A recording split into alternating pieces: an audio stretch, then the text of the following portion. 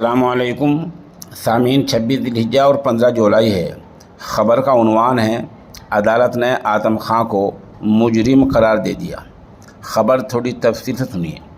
Samajwadi party کے قداور leader Azam Khan کو رامپور کی ایم ایل اے عدالت نے اشتعال انگیزی کے معاملے میں بھڑکاؤ بھاشن دینے کے معاملے میں قصوروار مجرم قرار دیا ہے۔ پورا معاملہ سال 2019 کا ہے، جب لوک سبھا چناؤ پرچار کے دوران شہزاد نگر تھانہ علاقے کے دھمورا میں اعظم خان پر ہیٹ اسپیچ اشتعال انگیزی کا الزام لگا تھا۔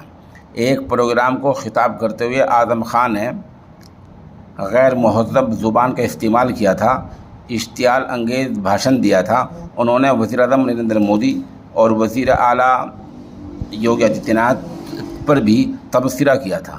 اس معاملے میں اے ڈی او پنچایت انل کمار نے شہزاد نگر تھانے میں مقدمہ درج کرایا تھا۔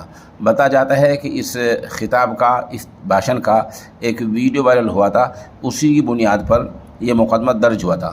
بہرحال رامپور کی ایم ایل اے عدالت نے اعظم خان کو قصوروار قرار دیا ہے، اور ابھی تک جو فیصلہ سامنے آیا ہے اس میں سزا کی بات نہیں آئی ہے۔ سزا کا فیصلہ بھی جلد از جلد ہو جائے گا، یعنی اس میں ان کو کتنی سزا دی جائے گی۔